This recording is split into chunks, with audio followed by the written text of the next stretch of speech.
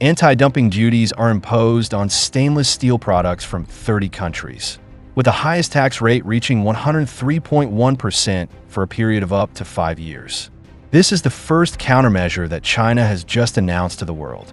But it is worth noting that the United States is not included in this list. The main products subject to the tax this time are two types of products: stainless steel billets and hot-rolled coils. These things are widely circulated in the international market, especially in countries like the European Union, the United Kingdom, South Korea, and Indonesia, which are very dependent on the export of such products. But in the past, we rarely saw China take the initiative to take countermeasures against other countries. Coincidentally, it is now the final critical stage of tariff negotiations between various countries and the Trump administration. So many people speculate that China is now implementing this countermeasure in order to warn certain countries to stop suppressing China. So why did China suddenly impose tariffs on stainless steel products from these 30 countries? And which countries are most affected? If you like our video content, please click to subscribe to my YouTube channel so that you can receive all our latest video content. Now, let's get into today's topic.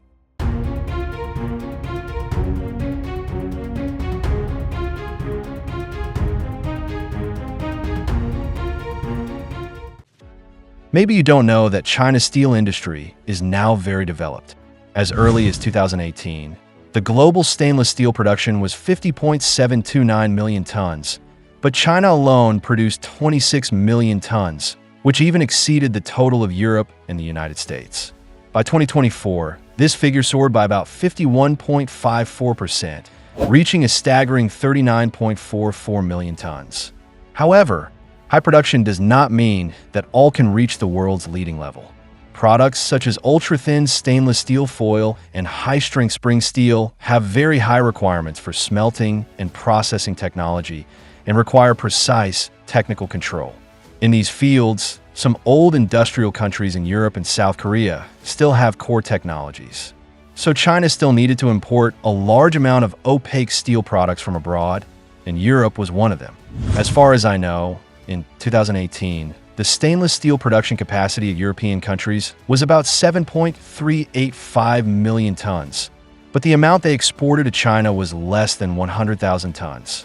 The main reason was that the prices of stainless steel billets and hot-rolled plates in China were significantly lower than those of local EU companies at that time.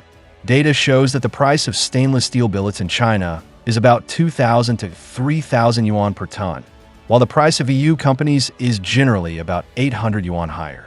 With such a price gap, Chinese companies are definitely more inclined to purchase domestically produced billets. But for European companies, the price of their steel products is not competitive.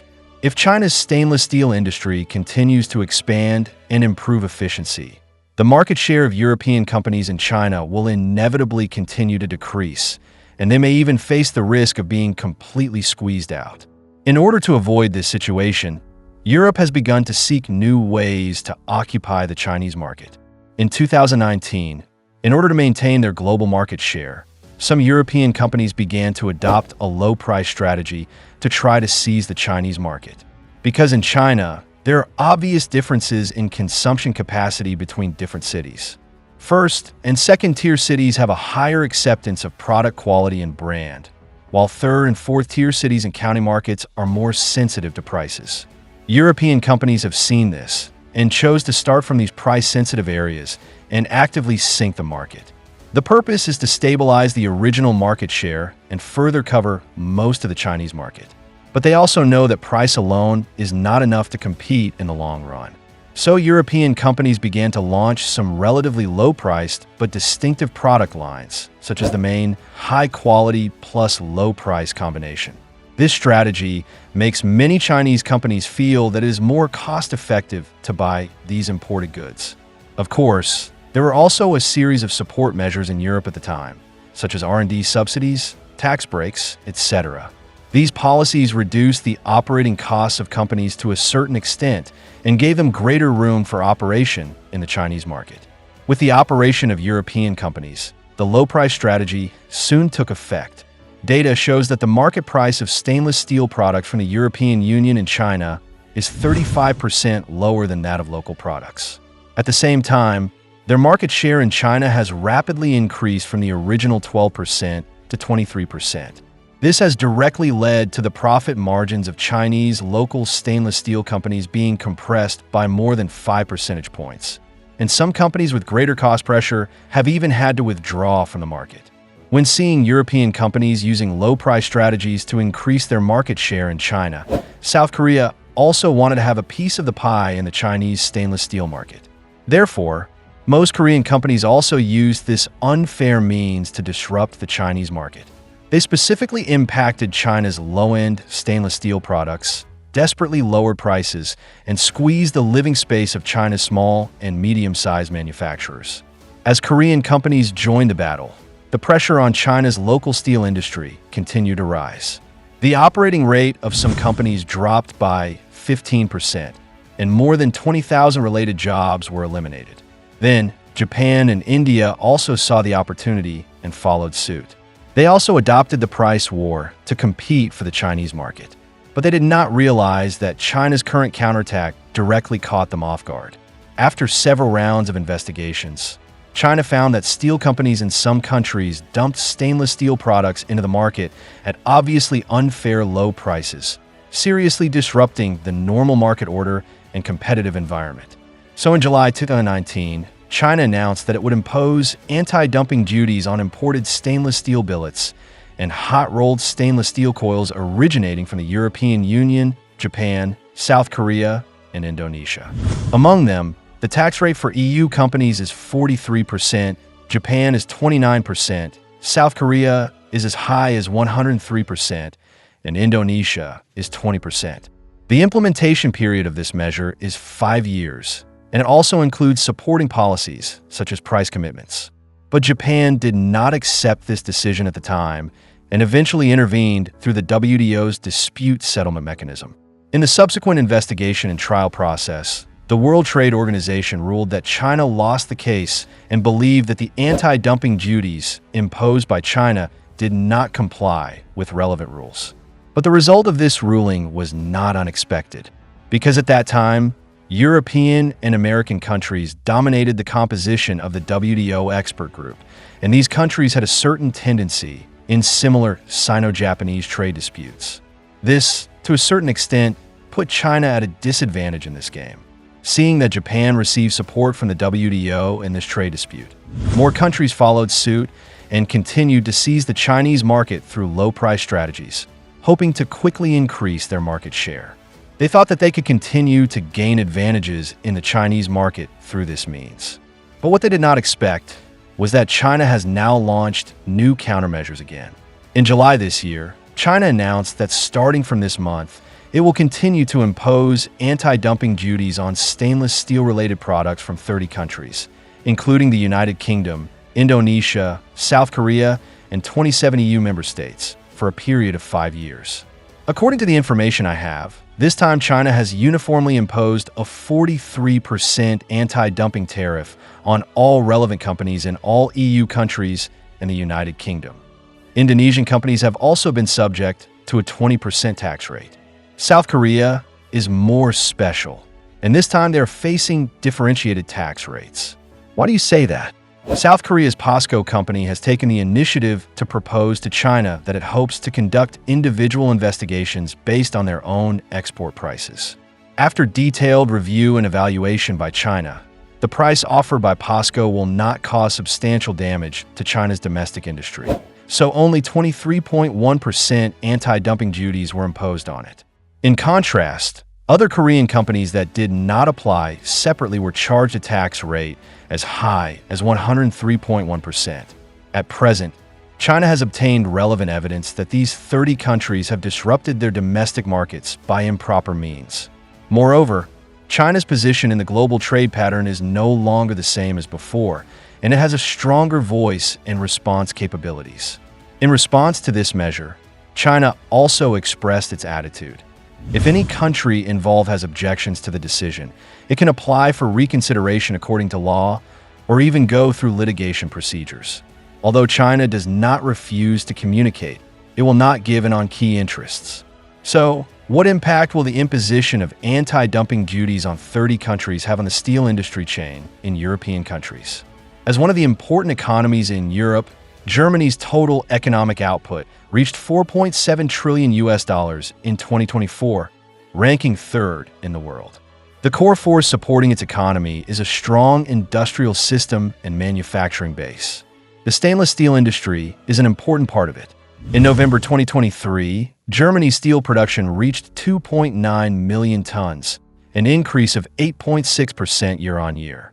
These stainless steel products are mainly exported to other European countries, North America, and the Asia-Pacific region. Among them, China imported about 120,000 tons of stainless steel from Germany in 2024, with a trade volume of more than $600 million.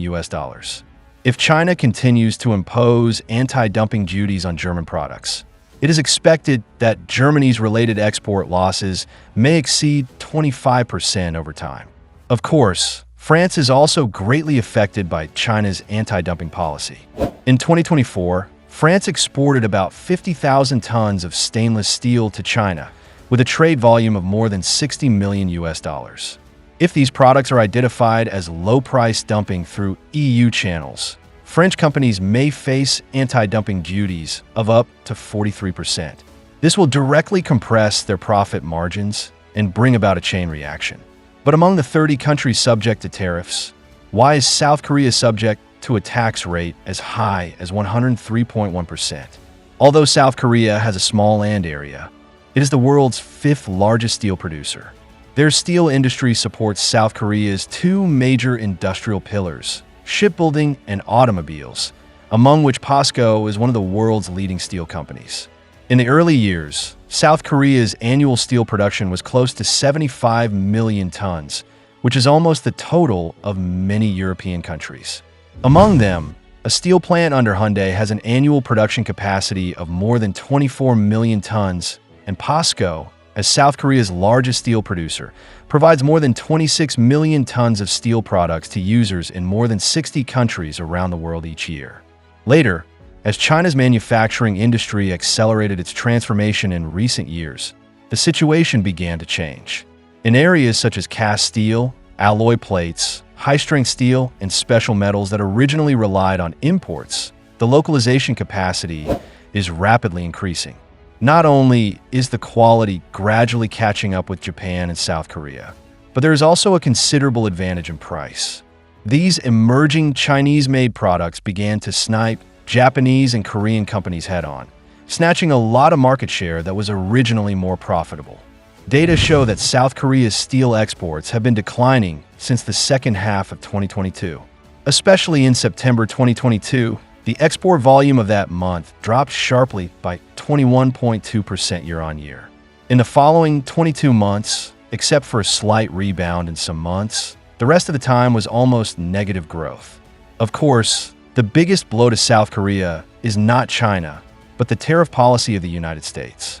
Since the Trump administration came to power, he has directly imposed a 25% tariff on steel and aluminum products. For example, in March 2023, South Korea's steel exports to the United States were only $340 million, a year-on-year decline of 18.9%. The export volume also fell to 250,000 tons, a year-on-year decrease of 14.9%.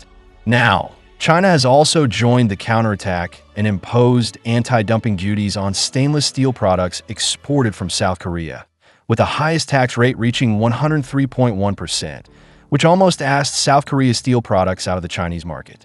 Let me give you a simple example.